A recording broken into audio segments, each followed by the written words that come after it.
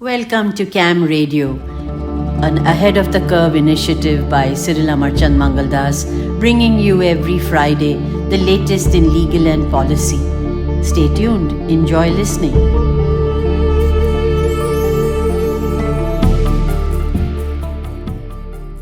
If you grew up in the early 2000s, summer months are bound to have a special place in your heart. April through mid July were purely characterized with a nourishing warmth, an unsuppressible zest, and tons of sports equipment. Days were filled with competitive games, from cricket, football, badminton, volleyball, and even tennis. But most of all, when the commencement of the school season was looming, I, for one, was filled with an immense longing to run, to play, and to choose the fastest runners on my team before the opposition would snap them up. In India, we're truly fortunate to have sport as an integral part of our lives. While the school days and summer months eventually fade out of our schedules, the love for the game only intensifies. We are indeed a nation that will always bleed blue. Today, joining our partner and the head of the private client practice, Rishabh Shroff, in conversation is one such individual who has truly turned many Indians' cricket dreams into reality. We are delighted to welcome Harsh Jain, solution finder, avid sports fan, startup mentor, and the founder of Dream 11. Born in 2008, Dream 11 is one of India's renowned unicorns and has not only introduced but revolutionized the fantasy sports industry in India. It carved out a sector purely from the love of sport and provided access to such interactions for millions of Indians, something they'd never witnessed before, making the company a true definer of the industry. But what's more interesting than this is the man behind it, the one who had a dream. After all, Harsh's entrepreneurial story personifies the secret to winning a match. It's as they say, work hard, stay focused, but most of all, never lose your passion for the game. A trendsetter, both as a person and a business founder, Harsh is well known as the Culture Enforcement Officer, aptly describing his role as a custodian of building a value focused organization. In addition to this, he continues to make several contributions to the India story through philanthropy, by guiding several nascent startups to success, and by setting up institutions like TEAM or the Tech Entrepreneurs Association of Mumbai, which gets together leaders committed to breaking barriers and developing the city's tech scene. With this, let's dive into the world of entrepreneurial pursuits, fantasy gaming, and navigating uncharted territories. In conversation with Rishabh Shroff and Harsh Jain, welcome to Cam Radio. Thank you, Saipa, for the very kind introduction. And Harsh, I'm delighted to have you on our podcast today. I know you're very busy professionally at this moment, so thank you for making the time for this conversation with us. So let's jump in. So the theme for our podcast today is embracing the spirit of entrepreneurship, and I could think of no one better than Harsh to have this conversation with me. I have been fortunate to have followed his journey up close for many, many years and seen, Dream 11 and his journey go from where it was in, 2014 and before that to where it is today. And not just sort of his business world and what he does in Dream 11, but more broadly as a leader, as you said, Saiba, as a CEO, culture enforcement officer, his ideas on people management, his ideas on sort of the startup ecosystem. So that is something I want to explore in our podcast today. So, time permitting, we want to identify three themes, and Harsh, I want your very candid and open views about these topics. So, let's jump into theme one. So, Harsh, I want to take you back in time from your early days as an entrepreneur. So today you are a very successful unicorn. You're the poster boy of the fantasy sports world. You are the industry. But this wasn't the case when you kind of first started and had the dream of launching Dream 11 and your early days as an entrepreneur. I understand from news reports and your conversations earlier, you spoke to something like 150 VCs before you got your first funding round, but that didn't stop you. Here you are today, 150 conversations later, as a very successful founder. So I want to understand from you, Harsh, about the early days of founding this business, and what drove you, what gave you the idea, what inspired you. And for our young listeners today, I want you to hear from Harsh about really following your dreams and really pursuing your passions to the end. So Harsh, over to you. Yeah, thank you.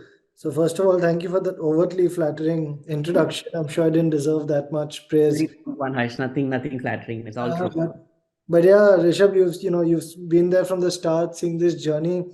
I think the funny fact was that we were much more of the industry before than we are today, Hmm. because we were the only ones there in the industry, right? When we started out, we actually started out in 2008. So the story goes back almost 15 years. Wow. Uh, and so 2008, we started out, and that time, I was born into a business family. We had a publicly listed company which had nothing to do with tech. And but I had done my engineering, and then I was an avid fantasy football player, and I still am. Like, I'm a very, very, fantasy EPL, which is called FPL, Fantasy Premier League, is one of the most like uh, ardent hobbies that I have in that sense, and I strive to be in the top 1% of the world every year for the Wow. last 22 years now. So, I mean, I'm not trying to brag about that. I'm just saying that's where the passion comes from, right? So to And clear, are you the 1% or you want to be the 1%? no, no, no. I couple of 2, 3 seasons here and there, I've been in like 97th or 96th percentile, but for the most part, 99th percentile is where I end up every season. But there's not those many players playing FPL. There's about 8 million, 10 million players playing.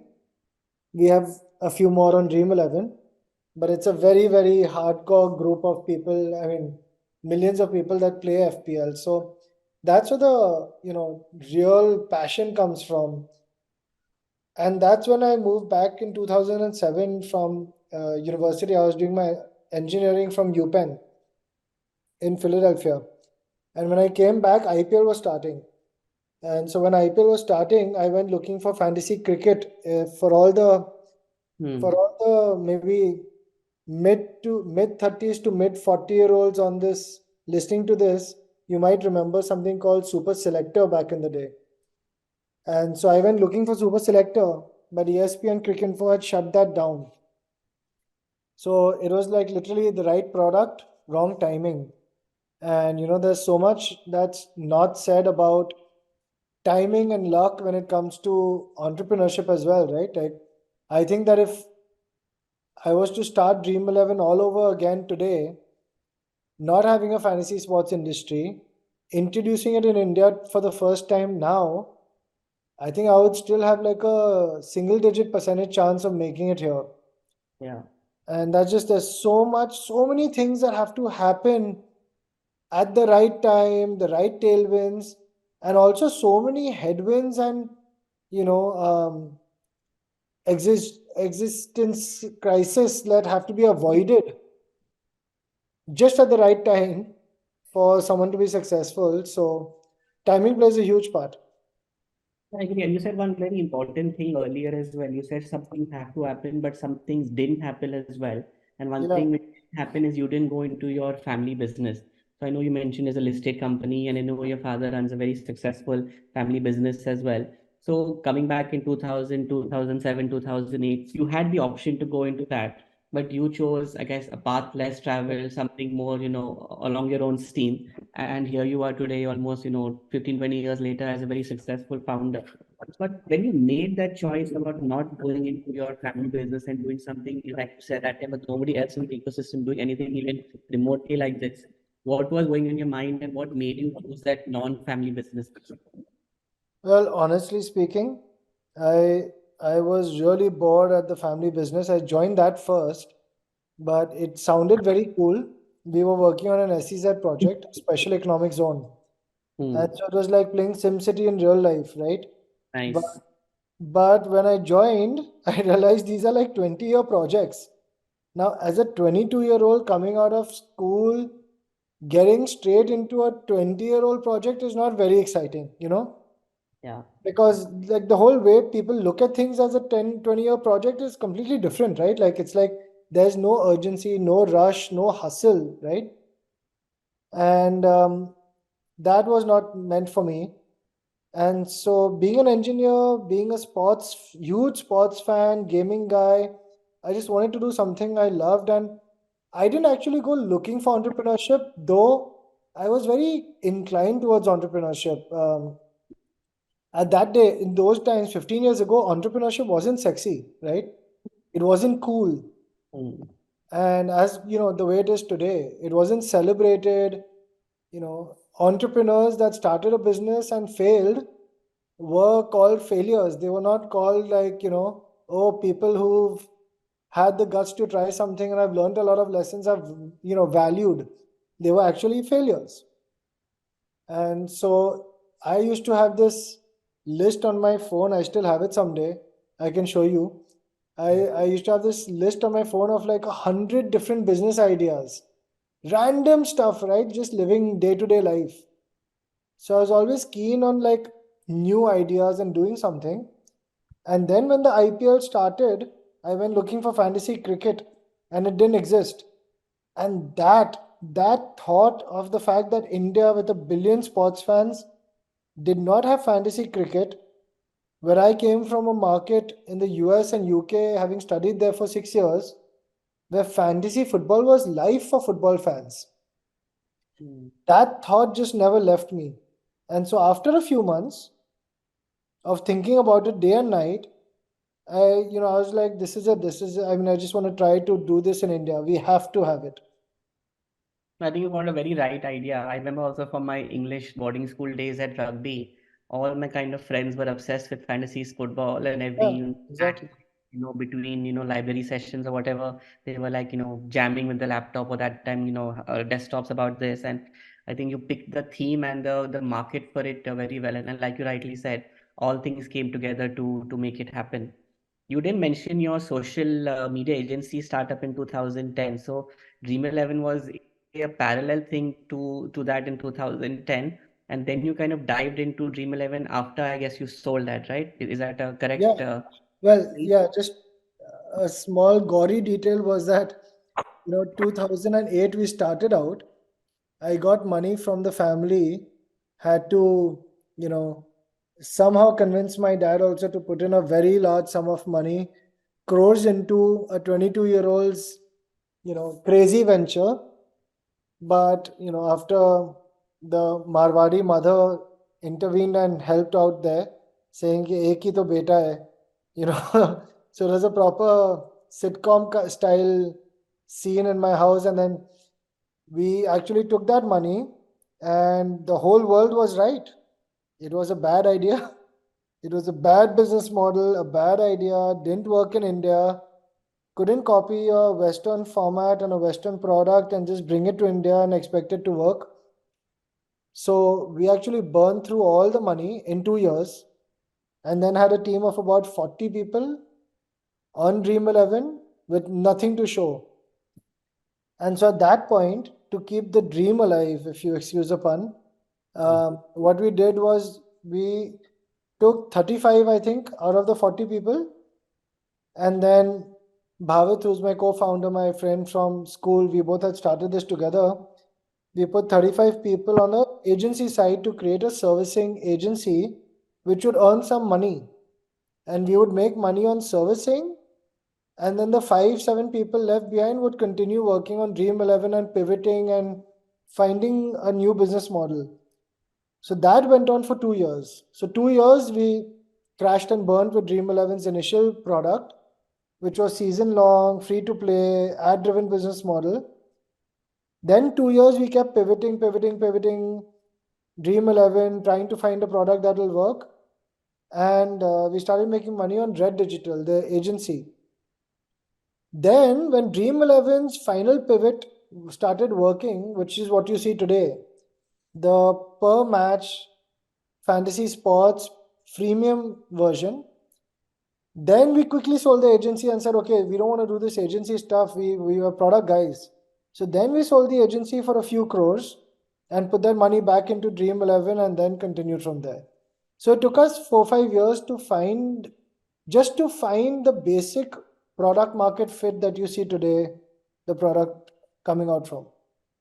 Very interesting. So what I really like about what you just said right now is that you weren't kind of beholden to the idea that you have to make agency successful. You're not beholden to the idea that this business is not working, but we must kind of continue it at, any cost. So you pivoted, you looked at other ways to, in a way, monetize or make it successful. So I think that's a very, very sharp skill set for entrepreneur to have. So I want to build on that actually. So what I kind of have seen you up close do, and what you also mentioned right now, is that you are a very good judge of business and founders especially. And I think that skill you're translating into what you're doing in the ecosystem today of being an investor into startups yourself.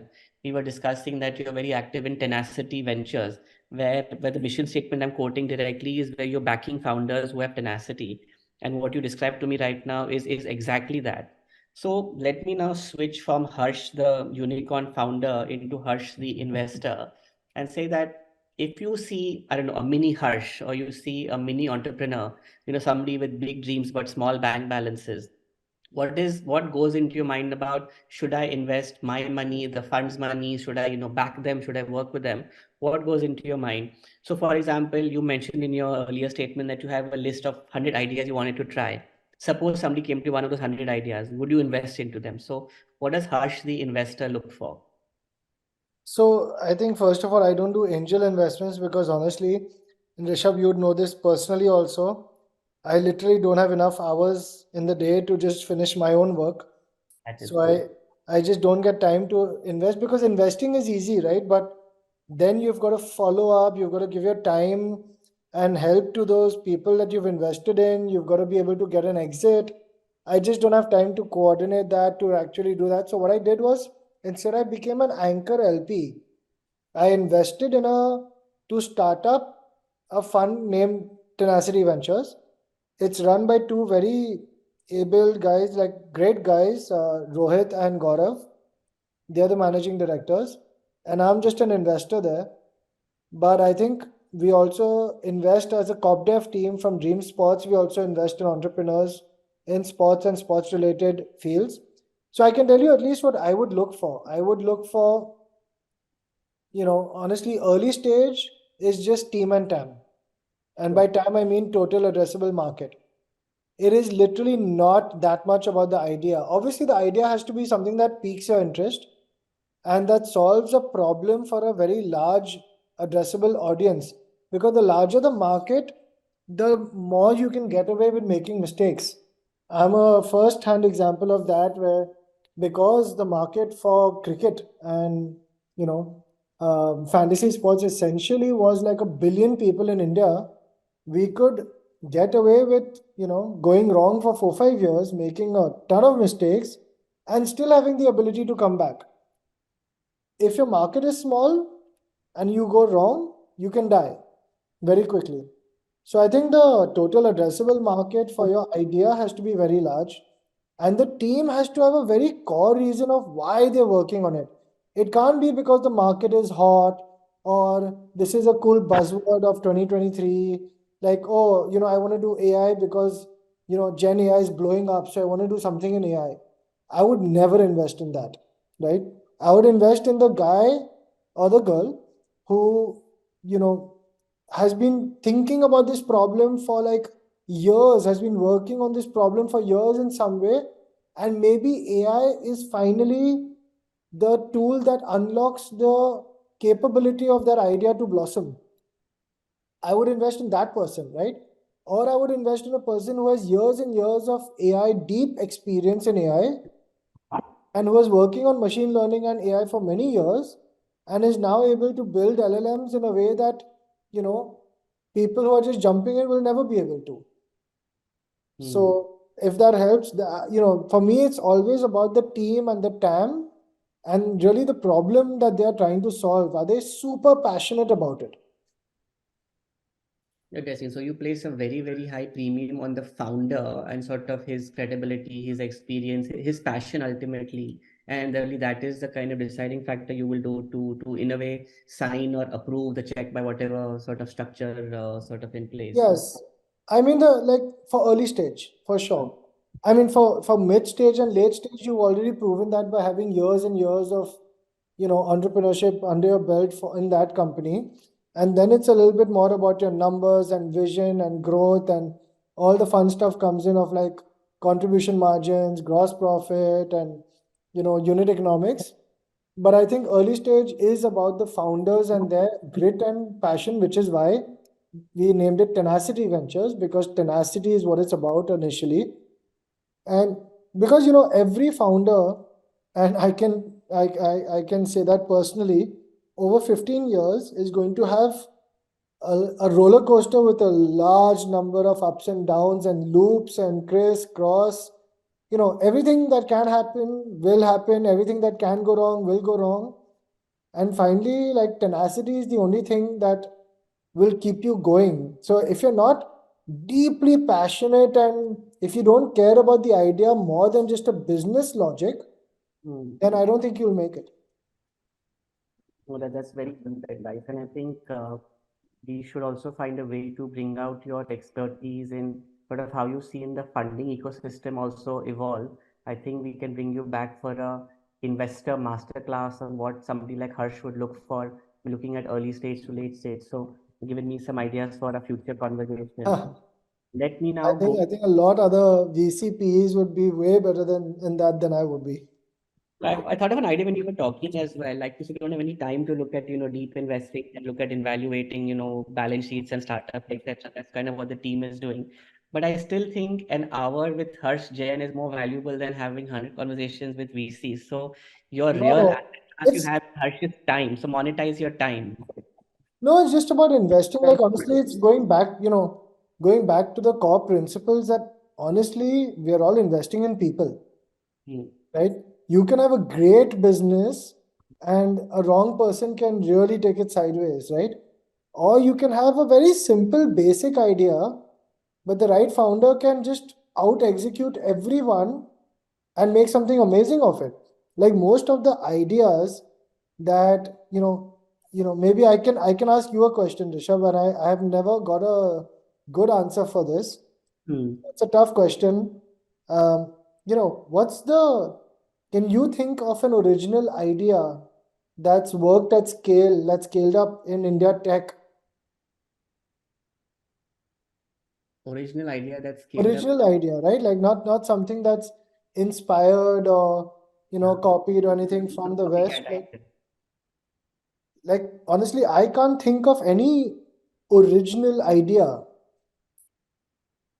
So it's not about ideas. It's honestly just about execution. Our competitive advantage as a country is our population and the scale at which we can create opportunities in India.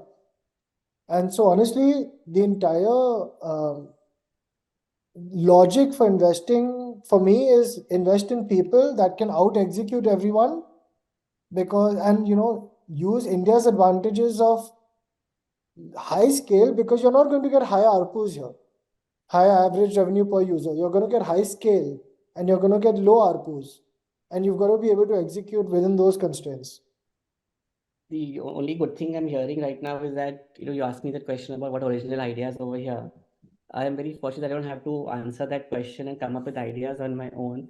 When it comes on my desk and Cam's desk, that we have to evaluate other people's ideas and make sure it's robust from a legal and compliance perspective. So rather do my job than do your job, Harsh. It's a tough one.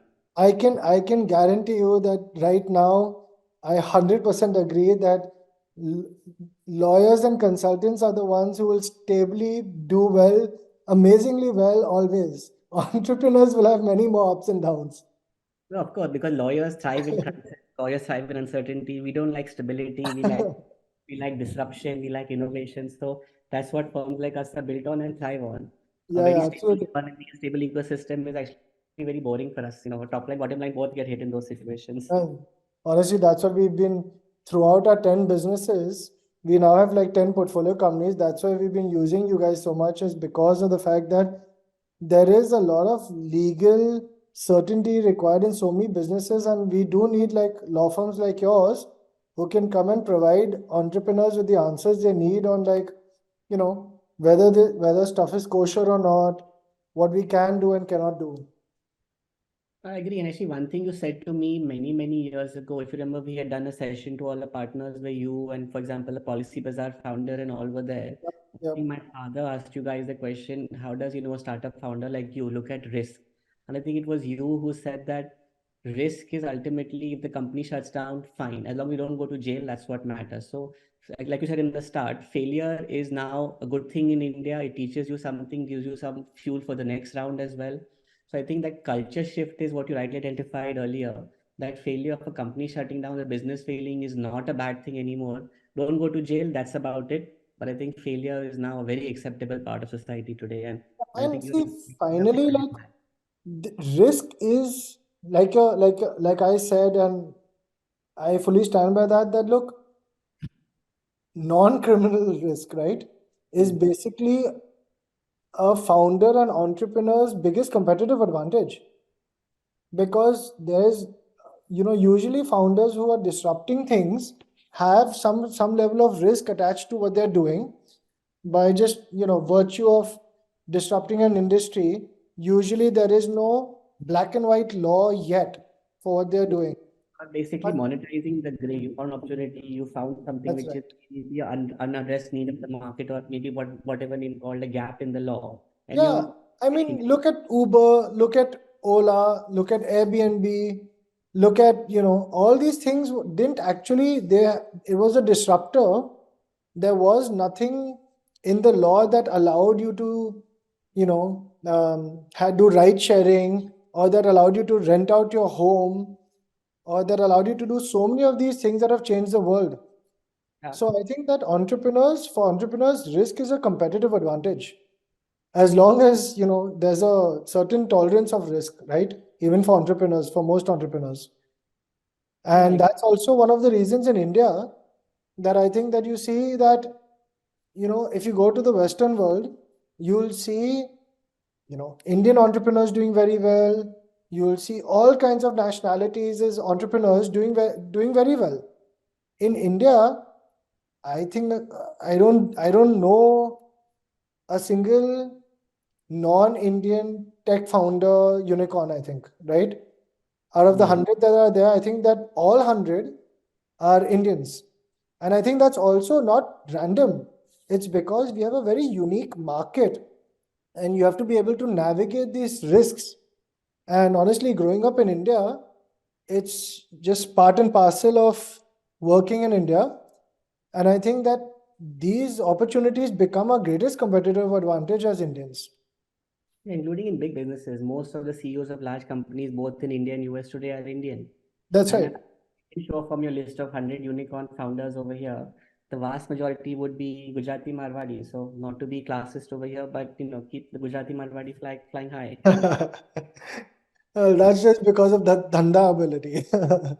But yeah, it's just, we have to be able to deal with chaos and be able to live as an entrepreneur. Your life is just essentially chaos for many, many years, right? Every day there are existential crises that you have to be able to just, smile and wave and pass by and just continue to pivot and adapt. I think my father says it very nicely. A founder is the one who has to swallow an ounce of poison every day. It's something from That's the Gita. And I Yeah, think it's very interesting. In fact, I just read something the other day exactly like this, that founders, have to play that role of Lord Shiv, mm, who swallowed the poison and allowed the rest of the universe to carry on. But then, nobody thinks about that every day, and it was a great example, actually, great metaphor. yeah, I'm going to come back to this question of risk and the founder in a second. Now, let me, in the interest of time, very quickly jump to a theme we spoke about earlier, but something I really want to get your thoughts on is on technology and disruption. You mentioned generative AI, and kind of the lightning rod of that whole discussion is ChatGPT. And those founders also, I think, identified a very good need. They built a technology solution around it, looking at a secondary sale of something like 80-90 billion dollar valuation. So it's ticking all the boxes that we spoke about. So not chat GPT per se, but more in the theme of generative AI. So Harsh, in your other capacity apart from Dream 11 as the chairman of the Internet and Mobile Association, so where do you see this conversation going on generative AI? I know India is kind of exploring becoming, given Indians throw up so much vast data, there is a big need in the market to have a way to harness all that, get insights, launch a product in the market, and really have a way to monetize it over here. So where do you see this conversation in India going? And let me also add one more twist to it. This is ultimately also a legal podcast we're doing today. And India just launched its a new data privacy law, I don't know, a month or so ago when the podcast is recorded today. So how do you see that impacting just the use of data in India in your business and other businesses, e-commerce, retail, and so on? So would love to get your thoughts on generative AI and data per se. Yeah, so I think, look, data has finally been looked at as as an actual natural resource in a certain way, right? Correct. And we've been hearing the same word slogan for a long time, right? Data is the new oil. But I Hmm. think now we have to harness that oil, that resource, and you've actually got to mine it.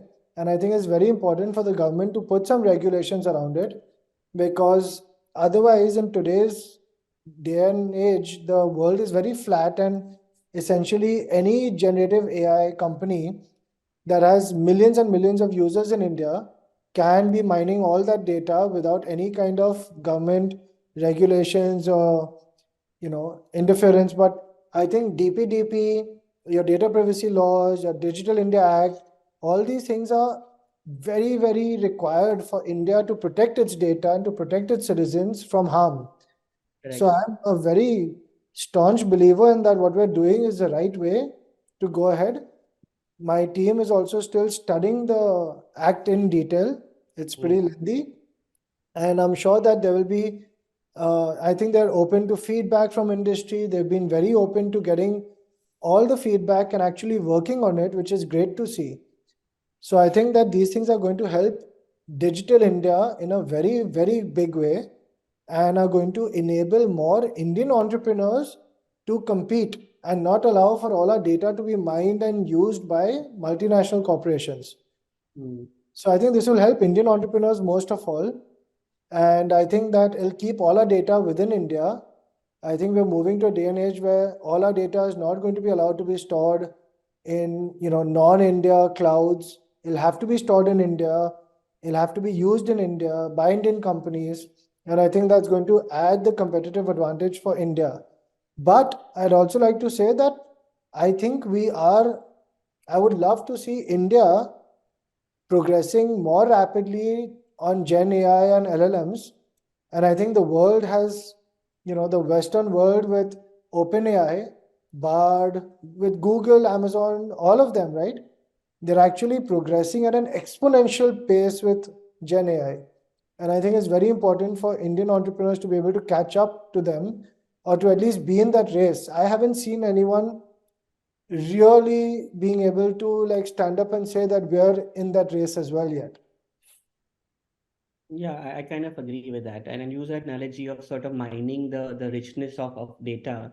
That has been happening, I think, historically. What is the new focus right now is the upward selling of the data which has been mined. So things like consent, how we can sort of share our data across borders, how is that monetized? If I give my consent for one app, can be used by some other app to sell me some other product. So at least as a consumer sort of different services where my data has been used to customize it, I'm very happy to see now a more kind of protectionist regime for my data and my consent being used properly. So I know it's very early days. The law is barely a month or something Yeah, old, exactly. but let's see how this conversation And develops. there's going to be several iterations, right? But I think we can also learn from many years of GDPR and all that being there. And so we have got the fortune of seeing all the mistakes that they made, Mm. and to actually evolve further than them. It's like the mobile phone, the way that India jumped in from the landline, from the phone technology. We became one of the largest countries in the world in terms of mobile phone usage, and we jumped straight from, essentially in a few years we jumped from edge to like 4G. We, like other countries, took like a decade to do that, but we were very late on getting mobile internet. But then once we were there, we went to 4G and now 5G, and now our internet speeds are second to none almost, right? Like I get like 1 Gbps on the road on my mobile. It's mind boggling, right? With Geo. And this is basically Geo's success story. It went from, having no sort of operations in the kind of telecom space to what it is today. It's if not overnight, but a very rapid success story. So I think Yeah, there's a lot to be learned in how they kind of harness the power of data. Somebody wants absolutely. I think we need a Geo kind of example now in Gen AI for India to compete in that race. Yeah, I agree. And like you rightly said in one of our earlier conversations, the real secret weapon or secret asset of Dream 11 ultimately is the data that you get, insights on how people buy things, how people, make their bets, who's making it, where is it coming from, etc., etc. So your real asset is not the money you get from the fee, but the data you're getting, which is why you can do so many other things across the group as well. So you really have gone down the data is the oil route and really done that very nicely. Yeah, actually, our Indian company's name is Porta Technologies, Hmm. which stands for Sports Data Technologies, actually. So you've hit the nail on the head.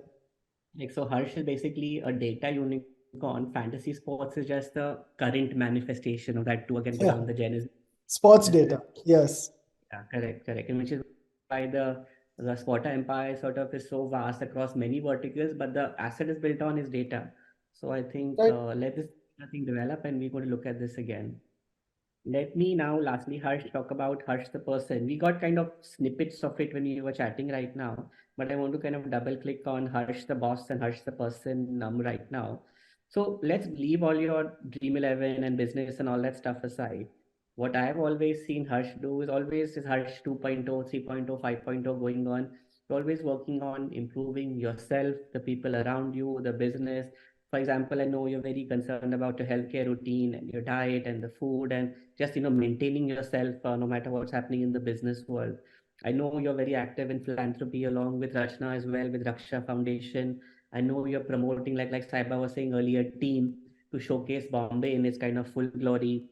I know you're a very deep family man with Neha and your dad and the two boys, etc. So that's quite a full plate for somebody to have, and you only have 24 hours in a day, like you were saying earlier. So the choices you make about where you invest your time and energy and your mental health is a real fundamental secret of what makes successful founder and what doesn't make a successful founder. Every choice we make to stay late in the office and do something versus going home to the kids, or every fried samosa we eat in a meeting instead of having a healthy diet, all that kind of has to catch up to us somewhere. So, Harsh, what I want to understand from you is how do you balance your life in this way? Like you said, you only have so many hours in the day and you have to be very choosy about what you spend on. So, what is your framework of reference, if any, on how you invest your time? And sort of going to the office context as well, how do you kind of deal with all these stresses in the workplace? Yeah. So look, I think that there is a lot that founders have to take onto their plate, and like any CEO, right, of any business. But I think that we all need to do a better job in time management. I think that is the one thing that you can, ask any CEO, any founder in the world, and they'll be like, I want to improve my time management, right? I think it's because that, whether like as a founder, what happens is that your marketing team may be on fire one day your tech team, one day your product team, one day your HR team, one day your admin team, one day your finance team.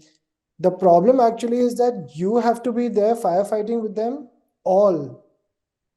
So your essential job is just being a firefighter every day. And so that can cause some wear and tear for sure. Unless, that's how most founders get built. They're just there to like problem, solution, right? Like you're just there to problem solve the whole time.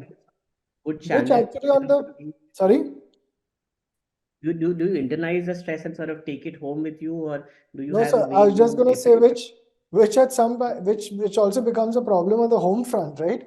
Because you go home and you're just trying to do this problem solving all time, and instead of like just relaxing at home and having fun with the kids, And that's what I think I count on my wife a lot. She's the one who, every time I start to fly, she slaps me back down to earth. Every time I'm spending way too much time at office, she will force me to come back home on time and threaten me to be there for my kids. And that's really, really helpful, right? Because I think as founders, we can end up burning ourselves very fast and very easily. And we get caught up, right? And you need someone to be able to constantly remind you that this is not a sprint, it's a marathon. And if you burn up in the first 100 meters, you might be faster than Usain Bolt also, but you will die, right? Like you won't make it for the whole like 400-meter race. And so I think it's very, very important to have that family support who's able to help you have some work-life balance to be able to sustain yourself. Otherwise, and the other part is like you were saying, so for Tenacity Ventures, you have to be able to delegate and have good people who you trust. And I trust, Gaurav and Rohit at Tenacity Ventures to run it for all of our LPs, all of our investors. And so I spend like an hour a month with them. That's it, right? The same thing I do with Raksha Foundation is have a great team that does all the great work that we set out to do. But honestly, my wife is much more involved with Raksha Foundation. She's a dentist, so she also has a full-time clinic which she runs. But yeah, she finds time to help out in Raksha Foundation much more. I wish I could find more time for that sometime. No, I know. You have to be able to manage the time that way. Yeah, she really is a secret weapon. I think the real co-founder of Dream 11 is her, not you. Yeah, She'll no, give it. I keep saying that. Look, it's actually three of us founded Dream 11, right? It's Rachna, Bhavit, and me.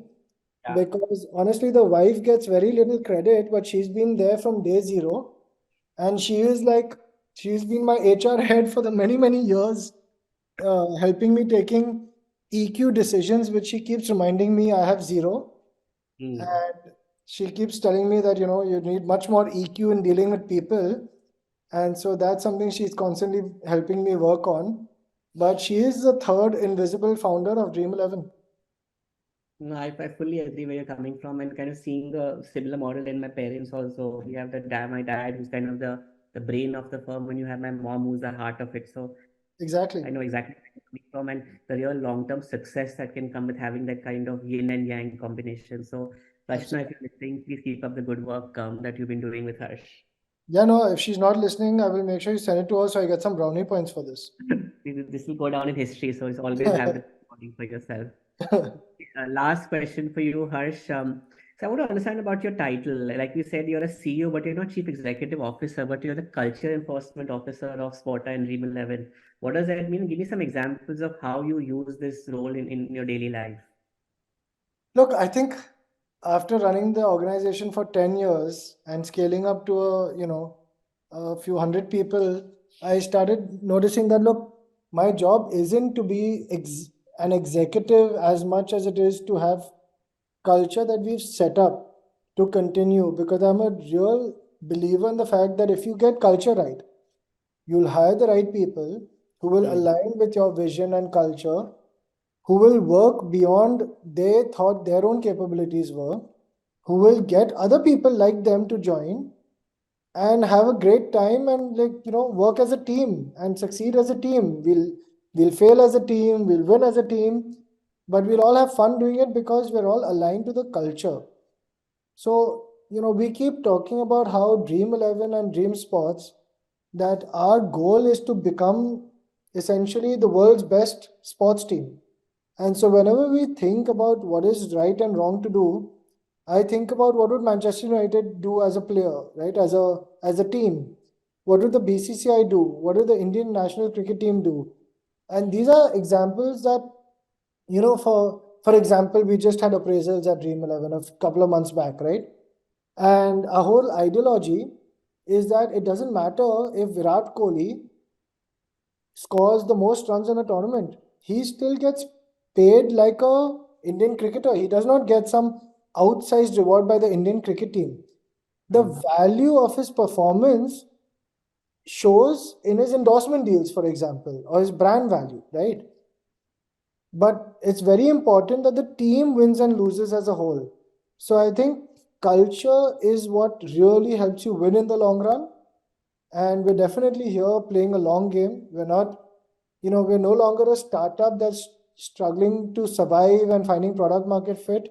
We're here to scale and grow much larger in the long run. And so I think culture is the only way to get there.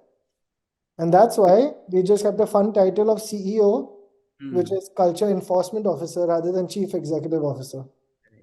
Any example you can share with the listeners about, for example, a tough choice you had to make and you use culture as a differentiator to make a choice between good and bad? Any such example you can tell us? I'll have to think about that, but I think perks and benefits, right? I can talk about right now that a very difficult example last year, difficult choice we had to make was to tell everybody to come back to work in person. And I think a lot of companies have struggled with the whole Zoom to in-person transition back after COVID, right? But when we asked ourselves, how would an Indian cricket team perform if they all were training on their own individually and then they just showed up on match day to play together? What if they were training better and harder individually than they trained with each other in practice sessions together, and then they just showed up on match day to play? Would they win or lose? And I think the answer unanimously was that no team that has deep chemistry can ever win in the long run. And chemistry isn't built over Zoom. Chemistry is built in person, being with each other, because it's the off work that you build chemistry, right? It's having lunch together, it's chatting with each other, it's osmosis with other people, learning from them while they're doing their work, you're doing your work. And I think that was one great example where we said, look, culture is just too important for us. So it doesn't matter if people believe that Zoom and work from home will increase productivity. For us, it wasn't just productivity. It was about getting the culture right. And so we asked everyone to get back to work. I think this was Feb of 2022. We were one of the first companies to announce either work from, stadium, which is, we call our office a stadium, but either get back to Bombay and work in person, or please go and find a different job. And, to our happy surprise, pleasantly surprised, we got 99 point something % of our people back. And I think we can't be happier with the fact that we have got everyone in person. And after that, many, many months later, more and more companies started to go, in person. And I think today the vast majority of the world has actually moved back in person, saying that this work from home works only in bits and pieces and in specialized positions. So I think that's been really helpful to put our culture first. No, I agree, and I've seen your stadium, I've seen your office, and I believe you exactly do what you're saying right now. You sit in the same kind of workspace as them, your desk is in the middle of all your team around you. It's not like a separate cabin on the side with a fancy view or fancy setup. You are right in the heart of your company along with your team. So I'm very happy to see you also doing what you're saying as well. So keep up the good work. So maybe on that happy note, let me just say thank you, Harsh, for a very fantastic conversation. Lots of ideas I've taken away personally about what I can do in my daily life and my work as well, and gives me also a different lens to look at our startup clients, our VC clients, and investor clients as well. So the whole discussion on tenacity, I want to do a little bit of a deeper double click on that in my reading and follow-ups as well. So thank you for that insight. Again, Thank you for having me. Very candid conversation. We're going to have you back as things develop, and best wishes for all the stuff that's going on with the company. And thank you for your views today. Thank you. Thanks for having me. It was fun.